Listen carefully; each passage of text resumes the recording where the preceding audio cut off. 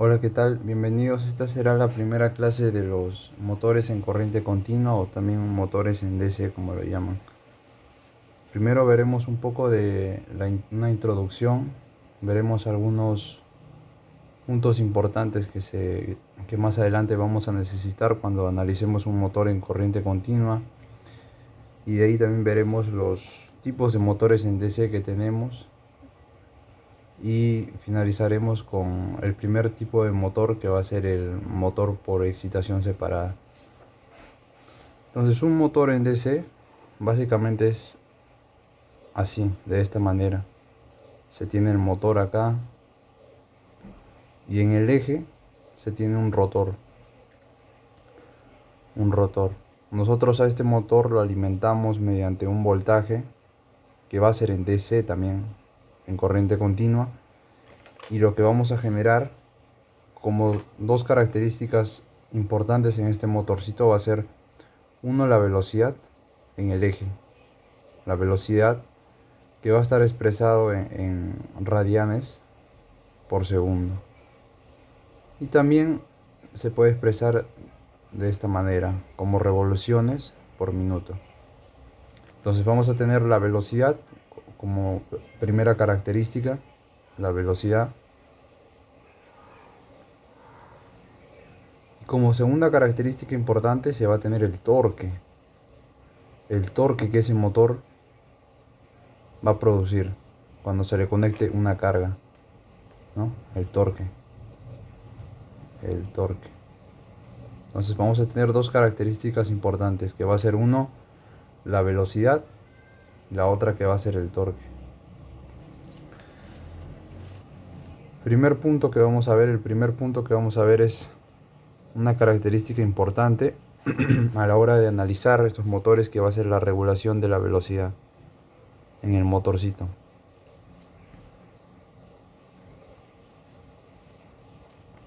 La regulación de la velocidad. ¿Qué es la regulación de la velocidad? ¿Cómo se expresa la regulación de la velocidad? La regulación de la velocidad no es nada más que te mide la relación entre dos cantidades. Entre la velocidad del motor cuando no tiene carga menos la velocidad del motor cuando tiene carga, todo dividido entre la velocidad del motor cuando tiene carga, y todo multiplicado para expresarlo en porcentajes por 100%. Esta va a ser una fórmula que vamos a utilizar también para resolver más problemas y más aplicaciones más adelante. Normalmente un motor se dice que es ideal cuando su regulación de velocidad es cero o es casi a cero. Ya, ¿y eso por qué sucede? Cuando nosotros tenemos un motorcito, lo normal es de que el motor, cuando no tenga carga, cuando no tiene carga el motor, gire a una velocidad alta. Pero ¿qué es lo que sucede cuando nosotros le conectamos una carga a ese motor? Cuando le conectamos una carga a ese motor, la velocidad tiende a decaer. O sea, normalmente sabemos que la velocidad cuando no tiene carga va a ser mayor que la velocidad cuando sí tiene carga. ¿Está bien? Entonces va a haber lo que se dice una caída en la velocidad. Una caída en la velocidad. Y cuando nosotros asumimos, o cuando decimos que un motor, cuando yo digo que un motor ideal, su regulación de velocidad va a ser cero, significa de que la velocidad no va a variar tanto cuando no tenga carga, va a ser igual a cuando tenga carga, ¿no? O sea, no vamos a tener pérdidas en la velocidad. Ahora, eso es lo normal que sucede lo normal que sucede es de que pase eso, ¿no? De que la velocidad cuando le conectamos una carga tiende a caer.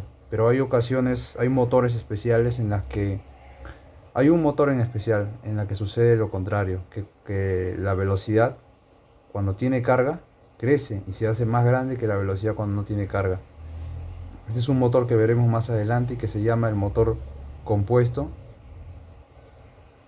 o compound también como le llaman, compuesto diferencial.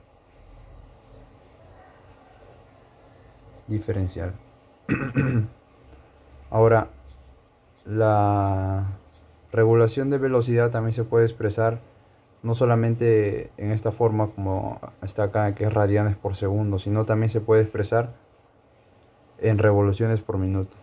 Que básicamente la misma fórmula, simplemente cambia las unidades que se le utiliza. Sería algo así. Sería esto. Ahora vamos a ver los tipos de motores que hay. Los tipos de motores en corriente continua.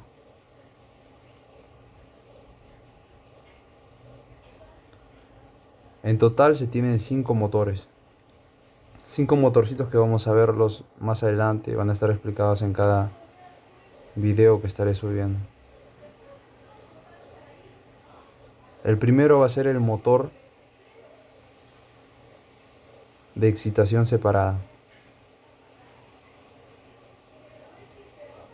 que es cuando el campo del motor es alimentado de manera independiente.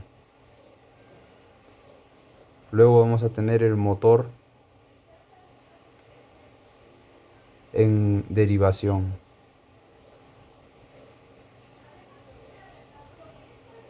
O también como le llaman el motor en shunt. Luego vamos a tener el motor de imán permanente, que es un motor que no va a necesitar alimentación en su campo, pero a la vez también va a ser un motor que no te va a producir demasiado torque para mover cargas que van a ser demasiado pesadas. Luego también vamos a tener el motor compuesto, o como también le llaman, compound.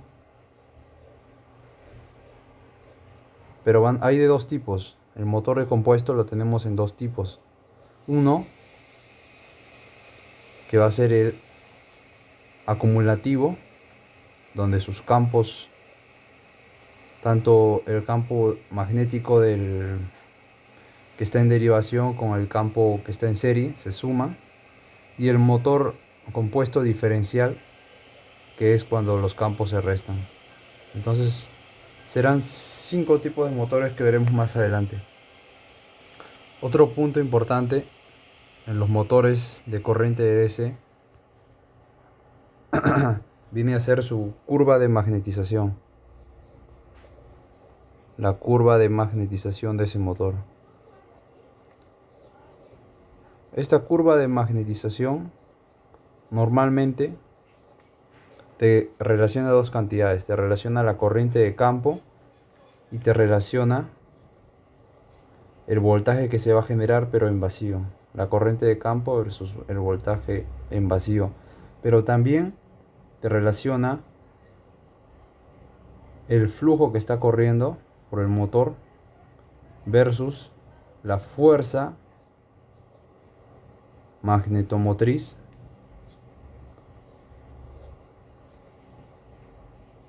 del campo. Dos cantidades. A esta curva de magnetización también se le llama como el test de circuito abierto. El test de circuito abierto. O por sus siglas en inglés, el OCC. Entonces, la curva de magnetización es básicamente así, de esta manera. Vamos a tener una gráfica. Vamos a dibujar la curva de magnetización para los dos tipos de características, ¿ya? Cuando va a ser la velocidad en la armadura de vacío versus la corriente de campo, y también cuando va a ser el flujo. En realidad, para ambas no cambia, viene a ser lo mismo nada más. Es la misma curva para los dos, simplemente que se expresa en relación a dos unidades distintas, ¿no? La curva de magnetización es de la siguiente manera. Normalmente el voltaje tiende a crecer si yo le aumento la corriente de campo en ese momento. A la vez de que yo le voy aumentando la corriente de campo, el voltaje va creciendo. Así sigue para otra corriente mucho más alta. El voltaje de vacío en la armadura o en el inducido crece. Acá vamos a poner acá voltaje en vacío de la armadura. De la armadura o del inducido también, como le llaman. O inducido vamos a ponerlo acá.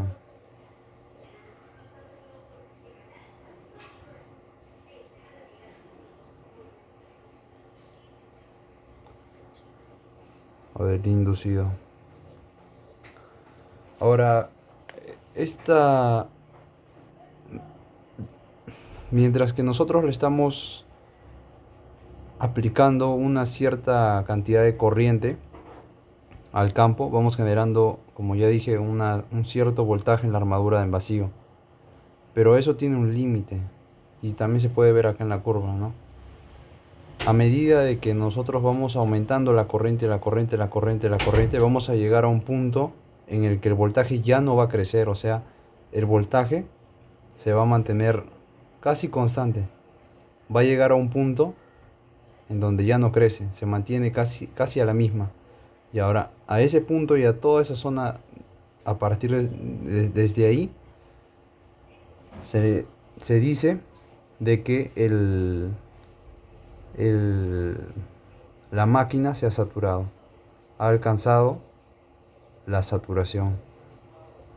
O sea, de que las propiedades del campo ya son, o mejor dicho, el campo es incapaz de seguir absorbiendo flujo magnético.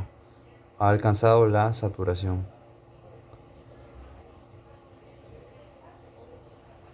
Lo mismo para acá, es lo mismo para este señor de acá.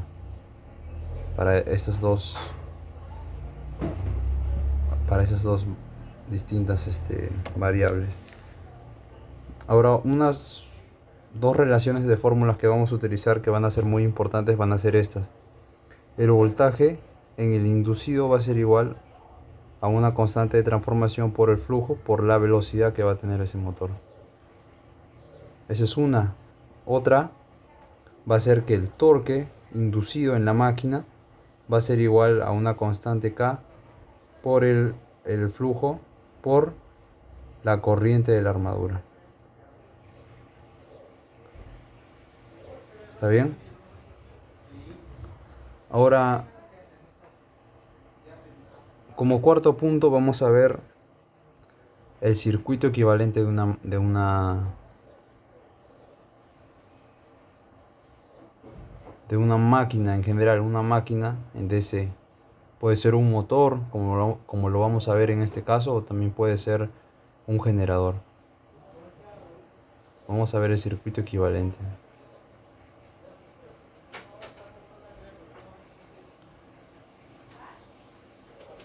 Una máquina en DC normalmente tiene esta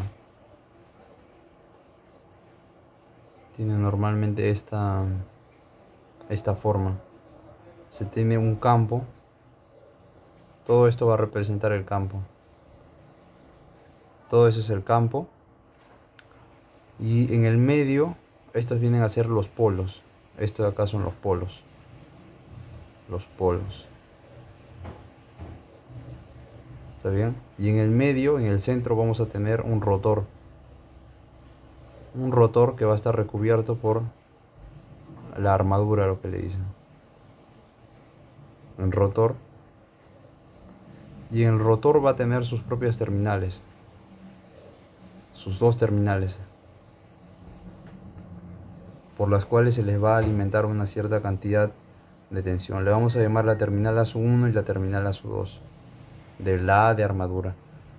Y Ese es para la armadura, para el circuito de la armadura o inducido. Armadura, o también como se le dice inducido. Pero ahora faltaría el campo. En el campo, ¿qué hay? En el campo también se tiene su propio circuito. Y alrededor de los polos va a recorrer una cierta cantidad de vueltas alrededor de cada polo. Por este polo de acá y también por este polo de acá.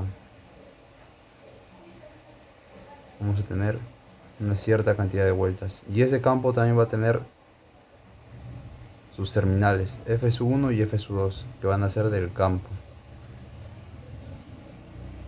F por sus siglas, por sus iniciales en inglés, que es field, que significa el campo. Entonces vamos a tener ahora los distintos tipos de motores se van a basar en las distintas configuraciones que nosotros le vamos a realizar en las terminales. Los distintos tipos de motores que vamos a ver se basan en las distintas configuraciones que le vamos a realizar a las terminales. Y habiendo dicho esto, vamos a ver entonces el primer tipo de motor, que va a ser el motor de excitación separada. El motor de excitación separada. Tal y como lo dice su nombre, es un motor que se va a alimentar separadamente. O sea, que al circuito de campo le voy a dar una cierta cantidad de voltaje. Y al circuito de la armadura también le voy a dar. Pero van a estar separados, ¿no? Al circuito de la armadura se le va a dar una cierta cantidad de voltaje. Y al circuito de campo también una cierta cantidad de voltaje. Entonces, ¿cómo se representa esto? Esto se representa de esta manera. Vamos a tener en el campo, vamos a tener una resistencia que va a ser variable. Esta resistencia variable lo que nos va a permitir es jugar con la velocidad del motor. Y justamente esa viene a ser una característica importante de estos motores en DC. La capacidad que ellos tienen de jugar con su velocidad.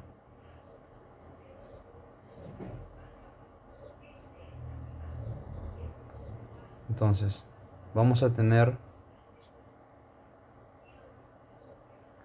de este lado va a ser el campo, se va a llamar el campo. Vamos a tener una resistencia variable, una resistencia ajustable. Y luego vamos a tener el bobinado del que va a estar en el campo, que se va a representar mediante un LSUF, pero como todo bobinado no es 100% bobinado, siempre va a tener una parte resistiva, ¿no? Y es por eso que se le coloca este RSUF. Entonces se le va a dar una alimentación independiente en el campo. Esta alimentación va a generar por el circuito del campo una corriente. Este voltaje genera una corriente. Y esa corriente es lo que genera primero el flujo en el campo. Ahora, en el circuito de la armadura, acá tenemos el motor, vamos a tener un voltaje en la armadura. Vamos a generar un voltaje en la armadura. Y vamos a tener acá una resistencia en la armadura. Y normalmente en el circuito de la armadura muchas veces lo representan de esta manera, así nada más. Pero hay algunas veces también en las que consideran, en algunas partes, consideran la caída de tensión que va a haber en las escobillas.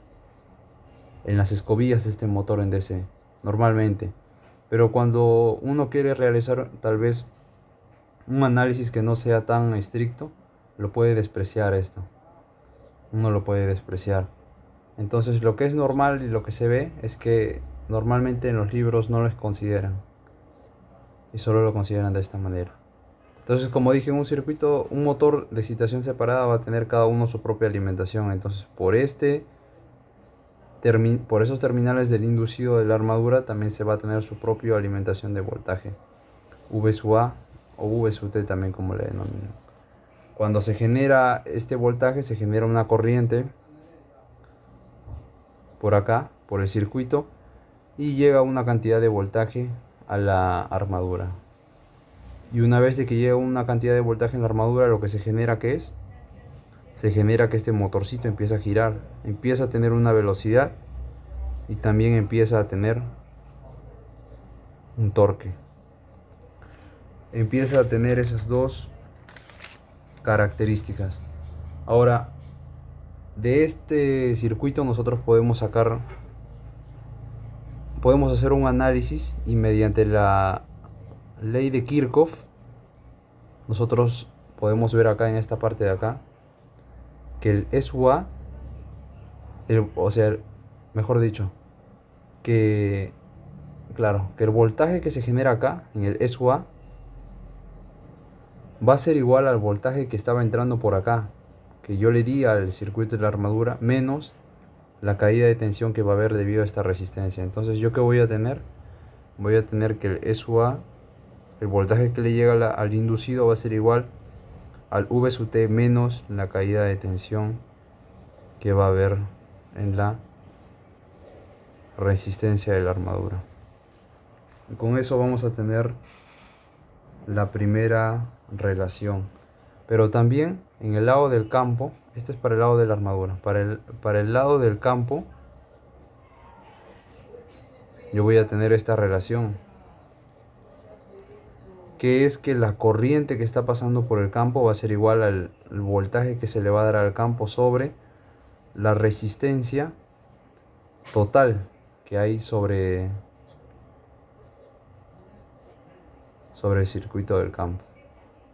Y también acá una relación, otra relación que vamos a obtener simple, pero que nos va a servir para resolver los demás ejercicios que se vienen.